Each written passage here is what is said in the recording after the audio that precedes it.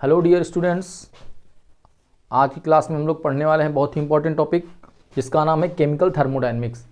इसमें हम लोग क्या पढ़ेंगे? थर्मोडायनेमिक्स का इंट्रोडक्शन पढ़ना है हम लोगों को, डिफिनीशंस, उसमें कुछ टर्मिनोलॉजी आएंगी थर्मोडायनेमिक्स से रिलेटेड। कौन कौन सी टर्मिनोलॉजी हैं? System, surrounding, boundary, thermodynamic process हैं, थर्मोडायनेमिक प्रॉपर्टीज़ हैं, state function, path function, thermodynamic equilibrium, concept of heat and work और लॉज ऑफ थर्मोडायनेमिक्स। इतनी सारी चीज़ों को हम कवर करेंगे अपने इस क्लास में। इसमें क्या करना है? सबसे पहले आप इन जो टर्म्स लिखे हुए हैं इनको बहुत अच्छे से समझना है, क्योंकि बगैर इन टर्म्स को जाने हम थर्मोडायनेमिक्स के जो लॉज हैं वहाँ तक नहीं पहुँच सकते हैं, क्योंकि हमें हर एक टर्म्स को पता होना चाहिए। सिस्टम, सराउंडिंग, बाउंड्री, है ना, सारी चीज़ें हमको अच्छे तरीके से आने चाहिए। तो फर्स्ट ऑफ ऑल हम स्टार्ट करेंगे यहाँ पे उसका छोटा सा इंट्रोडक्शन, थोड़ा सा, उसके बाद में टर्मिनोलॉजी, ठीक है ना। तो सीखते हैं डिफिनीशन थर्मोडायनेमिक्स का। अगर देखा जाए तो थर्मोडायनेमिक्स में दो टर्म हैं। थर्मोडायनेमिक्स ग्रीक वर्ड है, ये दो टर्म से मिलके बना हुआ है। एक है थर्मोडायनेमिक्स, थर्मोस, और दूसरा है डायनेमिक्स। थर्मोस और दूसरा टर्म है हमारा डायनेमिक्स। यहां पे थर्मोस का अर्थ होता है हीट, थर्मोस का अर्थ होता है हीट, और डायनेमिक्स का अर्थ है फ्लो, मोशन, फ्लो या मोशन, गति, जिसको आप बोलते हैं मोशन। तो बेसिकली थर्मोडायनेमिक्स में हीट का, थर्मोडायनेमिक्स में हम लोग हीट का फ्लो पढ़ते हैं, हीट का मोशन पढ़ते हैं, इंटरकन्वर्जन पढ़ते हैं। थर्मोडायनेमिक्स में कहां पर पढ़ते हैं? फिजिकल या केमिकल चेंजेस के दौरान होने वाले प्रोसेसेस में हम लोग पढ़ते हैं हीट का चेंज, ठीक है। जब फिजिकल प्रोसेस में हम लोग पढ़ते हैं तो वो थर्मोडायनेमिक्स होती है, फिजिक्स से रिलेटेड।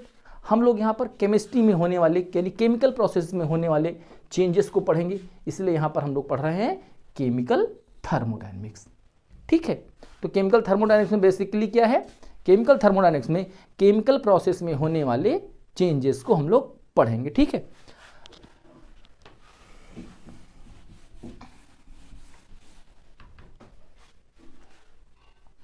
अब हम लोग सीखेंगे थर्मोडायनेमिक्स में यूज होने वाले इंपॉर्टेंट टर्म्स।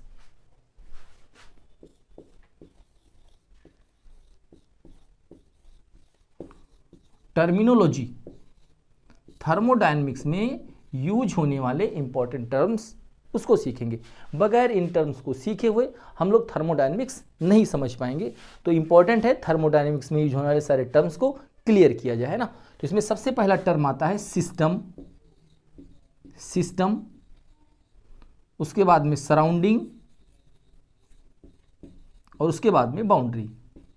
इन तीनों टर्म को एक साथ पढ़ते हैं। एक साथ में पढ़ने से एक साथ में पढ़ा जाता है इन तीनों टर्म को। System, surrounding, boundary. क्या होता है सिस्टम?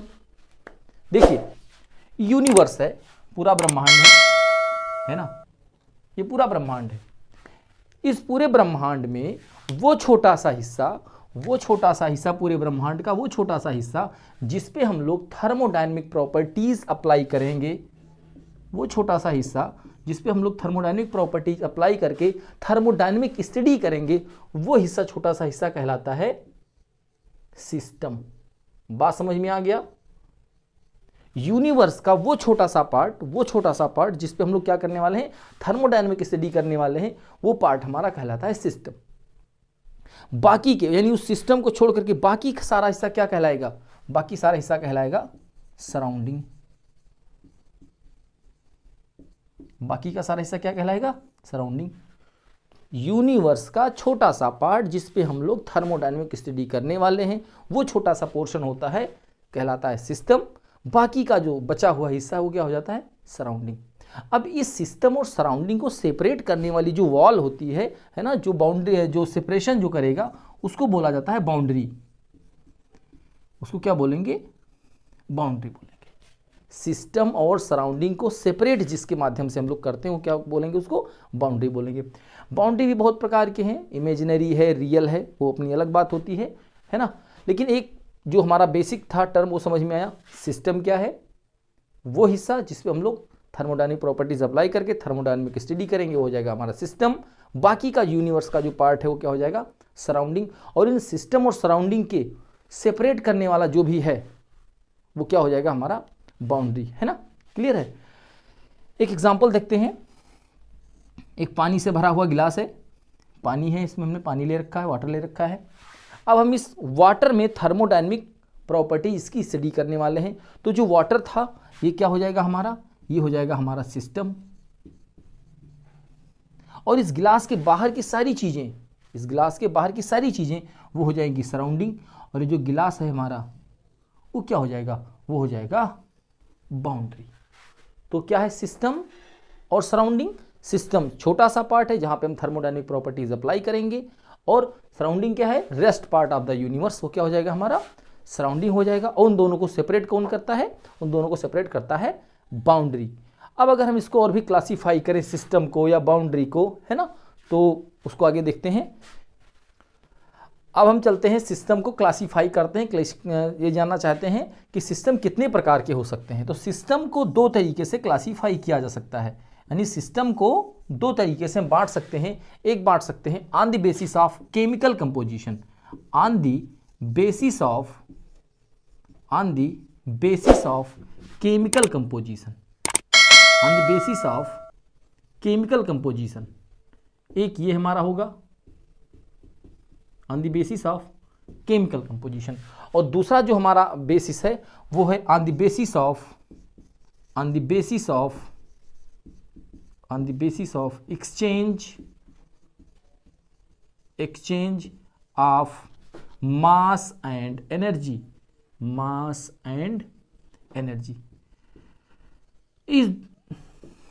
इन दोनों के बेसिस पे हम लोग सिस्टम को और भी कई तरीके से क्लासीफाई कर सकते हैं, है ना। On the basis of chemical composition के बेसिस पे हम लोग सिस्टम को दो तरीके से बांट सकते हैं। एक हो सकता है हमारा होमोजीनस सिस्टम, एक हो सकता है हमारा होमोजीनस सिस्टम हो सकता है, और दूसरा हो सकता है हमारा हेटेरोजीनस सिस्टम, हेटेरोजीनस सिस्टम हो सकता है ना। अब बात आती है होमोजीनस क्या है, हेटेरोजीनस क्या है। बहुत ही बेसिक से आप लोग पढ़ते हैं। होमोजीनस क्या होता, जब कॉन्स्टिट्यूएंट पार्टिकल, जो मिक्सचर है, जो भी कॉन्स्टिट्यूएंट पार्टिकल हैं, वो थ्रू आउट पूरे सिस्टम में इक्वली डिस्ट्रीब्यूटेड हों, उसको क्या बोला जाता है, उसको बोला जाता है होमोजेनियस सिस्टम। जैसे दो गैस हैं, दोनों गैस को अगर मिक्स कर दिया जाए किसी सिलेंडर में, तो गैसेस क्या हैं, हर पूरे सारे कोनों में क्या होगी, बराबर फैल जाएगी। तो जो मिक्सचर तैयार होगा वो क्या होगा, होमोजेनियस। तो इस तरीके से जो सिस्टम हमारा बन गया, वो सिलेंडर जो हमारा बना वो क्या बना, वो बना हमारा होमोजेनियस सिस्टम। ऐसे ही हेटेरोजेनियस की बात की जाए, है ना, दो सॉलिड ले लीजिए, बालू ले लीजिए, कुछ और भी ले लीजिए ना, दो सॉलिड उसको मिक्स करिए, वो कभी भी इक्वली डिस्ट्रीब्यूटेड हो ही नहीं सकते हैं, कहीं ज़्यादा हो जाएंगे, कहीं कम हो जाएंगे, है ना।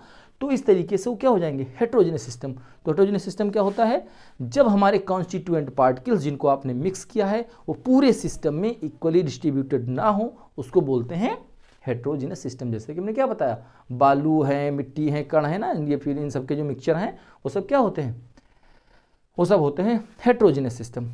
अब ये जो है ये बहुत इंपॉर्टेंट है, on the basis of exchange of mass and energy. ये बहुत इंपॉर्टेंट है, इस बेसिस पे हम लोगों को सिस्टम को समझना है। इस बेसिस पर सिस्टम को तीन अलग अलग सिस्टम से में बांटे गए हैं। पहला है आइसोलेटेड सिस्टम। क्या है, आइसोलेटेड सिस्टम। दूसरा होगा हमारा क्लोज्ड सिस्टम, और तीसरा होगा हमारा ओपन सिस्टम।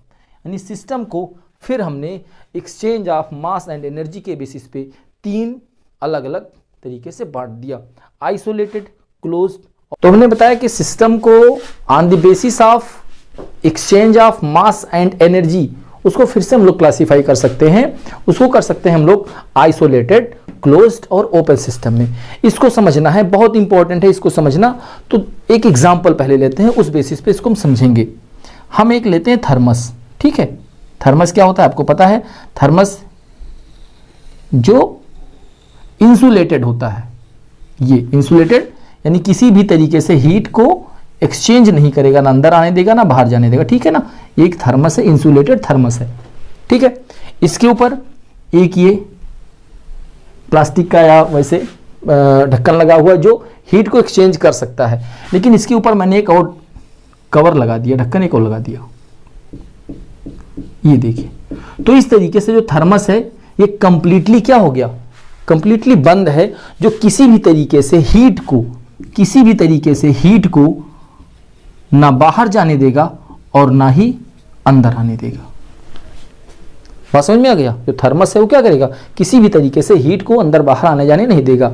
दूसरी बात, अब चूंकि ये पूरे चारों तरफ से बंद है, ढका हुआ है, तो अब किसी भी तरीके से मैटर का भी कोई एक्सचेंज नहीं होने वाला है, क्योंकि चारों तरफ से वो क्या है, बंद है ना, ढका हुआ है, किसी भी तरीके से मैटर का एक्सचेंज नहीं होने वाला है। तो ऐसा सिस्टम कहलाता है हमारा आइसोलेटेड सिस्टम। यानी आइसोलेटेड सिस्टम कैसा होगा, ऐसा सिस्टम जिसमें हीट और मैटर का एक्सचेंज सिस्टम और सराउंडिंग के बीच में ना होता हो। ये अंदर का पोर्शन क्या है, ये हमारा सिस्टम है, ठीक है ना, क्योंकि आज हम इसके अंदर का जो कंटेंट है उसकी स्टडी करने वाले हैं, और बाहर का जो पोर्शन हो जाएगा वो क्या हो जाएगा, हमारा सराउंडिंग। तो सिस्टम और सराउंडिंग के बीच में ना तो हीट का एक्सचेंज हो रहा है, ना ही मैटर का एक्सचेंज हो रहा है। तो ये जो सिस्टम हमारा बना, किस प्रकार का बना, ये सिस्टम बना हमारा आइसोलेटेड सिस्टम।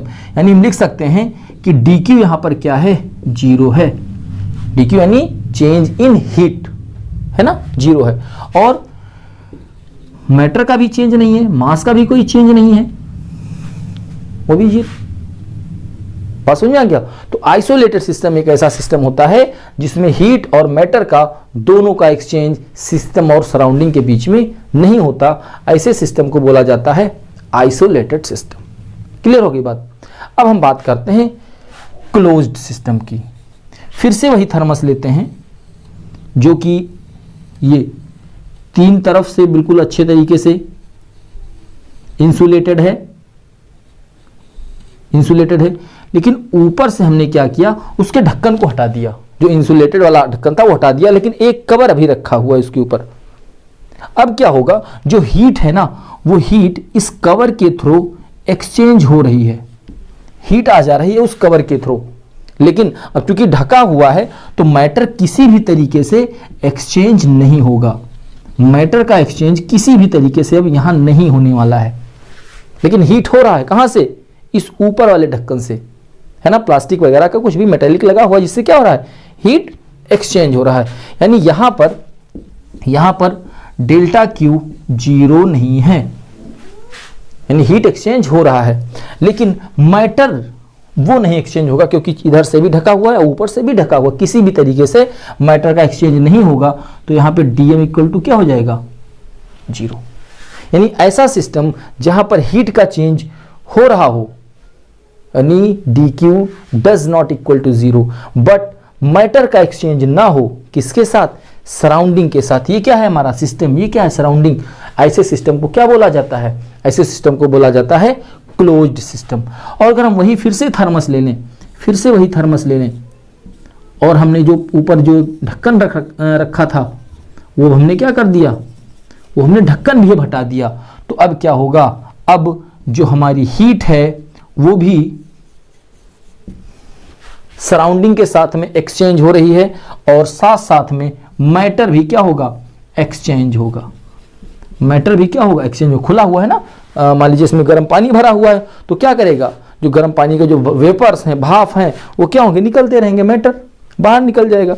ठीक है, तो ऐसा सिस्टम जहां पे हीट भी कहाँ है, सिस्टम और सराउंडिंग में आ जा रही है, और मैटर भी क्या है, एक्सचेंज हो रहा है, ऐसे सिस्टम को क्या बोलते हैं, ओपन। इस केस में क्या होगा, यहां पर dq does not equal to zero, यानी कि हीट का एक्सचेंज हो रहा है, और मैटर का भी एक्सचेंज होगा, यानी कि dm does not equals to zero. तो बात समझ में आ गई कि जो सिस्टम है on the basis of exchange of मास या मैटर बोल सकते हो, एंड हीट, तीन प्रकार के हैं, आइसोलेटेड हैं, क्लोज्ड हैं, ओपन है। आइसोलेटेड में किसी प्रकार का हीट या मैटर का एक्सचेंज सिस्टम और सराउंडिंग के बीच में नहीं हो रहा है, यानी dq and dm both are equals to zero. जबकि क्लोज सिस्टम में हीट का तो एक्सचेंज हो रहा है, हीट का एक्सचेंज होगा, यानी dq does not equal to zero, but matter का एक्सचेंज किसी भी तरीके से नहीं होने वाला है, यानी dm इक्वल टू जीरो। लेकिन हम बात करते हैं ओपन क्लोज सिस्टम की। तो ओपन में हीट का भी एक्सचेंज हो रहा है और मैटर का भी एक्सचेंज हो रहा है। तो ऐसा सिस्टम जहां पर हीट और मैटर दोनों का एक्सचेंज हो रहा है वो क्या कहेंगे, उसको हम लोग ओपन। तो यहां पे देखें आइसोलेटेड सिस्टम वो सिस्टम है जो हीट और मैटर को किसी को एक्सचेंज नहीं करता, और ओपन क्या है, ओपन वो सिस्टम है जो हीट और मैटर दोनों का एक्सचेंज करता है, लेकिन क्लोज में केवल हीट का एक्सचेंज होता है लेकिन मैटर का एक्सचेंज नहीं होता है। तो बात समझ में आ गई, ठीक है। अब हम अगले टर्म्स को देखते हैं। अब नेक्स्ट हम लोग सीखते हैं स्टेट ऑफ द सिस्टम। किसी भी माइक्रोस्कोपिक प्रॉपर्टीज को एक्सप्लेन करने के लिए उसकी कुछ डेफिनेट वैल्यूज होती हैं। सपोज करिए एक सिलेंडर है, इसमें गैस भरी हुई है, तो उसको बताने के लिए हम लोग क्या कहेंगे, हम बताएंगे कि सिलेंडर में गैस है, उसका प्रेशर कितना है, उसका वॉल्यूम कितना है, उसका मास कितना है, उसके नंबर ऑफ मोल्स कितने हैं, ये सारी चीज़ें हम डिफाइन करेंगे, है ना, किसी गैस के लिए। तो क्या बता रहा है, ये बता रहे हैं स्टेट ऑफ सिस्टम। ये क्या बता रहे हैं, स्टेट ऑफ, यानी किसी माइक्रोस्कोपिक प्रॉपर्टीज को एक्सप्लेन करने के लिए ये जो सारे टर्म्स हैं वो क्या बताते हैं, स्टेट ऑफ सिस्टम, है ना। टेम्परेचर हो गया, टेम्परेचर हो गया। अब इसमें से अगर हम कोई भी चेंज करें, है ना, हालांकि सिस्टम है, बंद है, तो नंबर ऑफ मोल्स तो चेंज नहीं होंगे, यानी मास तो चेंज नहीं होगा, लेकिन इनमें क्या करें, अगर इनमें हम कोई भी चेंज करें, इसमें चेंज करेंगे तो दोनों बदलेंगे, इसमें चेंज करेंगे ये बदलेगा, ये बदलेगा। तो ये क्या है, इनमें एक रिलेशन है, इनमें एक रिलेशन है। तो ये जो चीजें हैं वो क्या होती हैं, ये सब मिलकर के बताती हैं स्टेट ऑफ सिस्टम। यानी कि अगर हम प्रेशर अप्लाई कर दें, तो प्रेशर अप्लाई करेंगे तो क्या हो जाएगा, प्रेशर अप्लाई करेंगे, प्रेशर बढ़ाएंगे तो प्रेशर P2 हो जाएगा। प्रेशर अप्लाई करने से टेम्परेचर बढ़ता है, टेम्परेचर T2 हो जाएगा। प्रेशर अप्लाई करने से वॉल्यूम कम होता है, V2 हो जाएगा। तो ये क्या है, ये बता रहा है स्टेट 1, ये बता रहा है स्टेट 2।